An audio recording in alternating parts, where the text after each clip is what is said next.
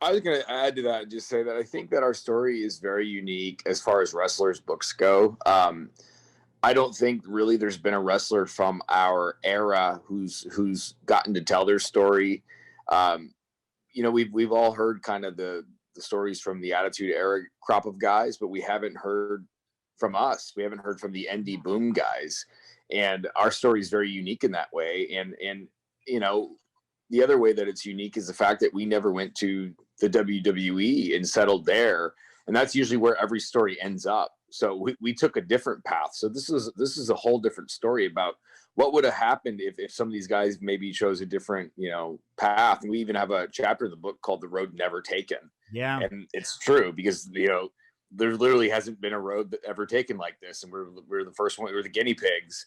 And I think that's why we knew we had to write a book about it, because we knew that what we were experimenting with this fork in the road, the question was, go to WWE or start this new thing. And I remember thinking, like, God, like, this is something really worth writing about. And I'm glad that we did it. Like Nick said, it was a labor of love. It was really hard. We had to hustle through it. But now that it's finished, I get to hold it in my hands. I'm like, thank God we did it. I'm so proud of it. Well, and that's one of the things I wanted to ask y'all about. You call it the indie boom period, right? Like that 04, 05, 06 period where you guys were coming in there. And like the business, WCW's gone. WWE is not as hot as it was even just like 3 years earlier before that. Do you think coming in at that time and starting your careers during that kind of transition period helped your trajectory in the business and helped you guys have the ability to succeed and do what you're doing now? Yeah, maybe so. What's funny though is it didn't really feel like a indie boom period at that time. Yeah.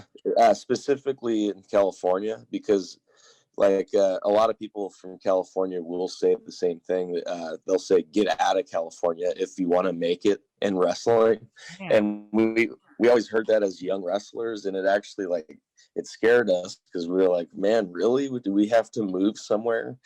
And we never wanted to, and we still haven't because we're California boys, and so it was like, man, how do we get out of California to make it? And luckily we got a break, and we went to Japan for the very first time in 2009. So it actually took us quite a few years to get a small break to get out of California, but getting out of California actually helped our career more. And I would say, man, the indie boom period actually came a little bit later after that. And yeah, I agree. Yeah, 100%. That's the thing is, like, you guys came in at such an interesting time there in 2005 where, like, yeah, WWE wasn't where it was. The indies were just about to pop.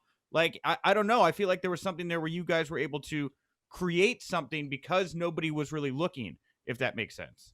Right. Yeah, you're right. Like, I remember it being kind of a cold period. There was no money. There was no money in wrestling. Yeah, 100%.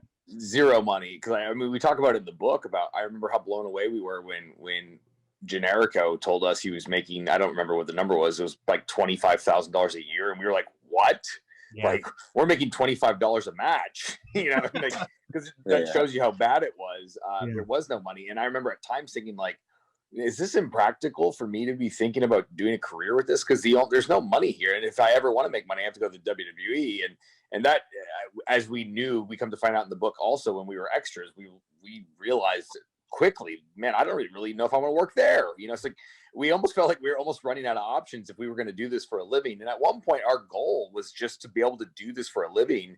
And be able to support ourselves and our families eventually down the line, when we had families. But that was the goal. It's like, if I could do this as a job, that would be great. Like, I never thought of superstardom. I never thought of being on TV and being famous and selling, thousands of T-shirts and all that stuff. That sort of just came later. And if you would have told me 10 years ago when we were struggling on Impact that we would be where we are today, I would go, no way.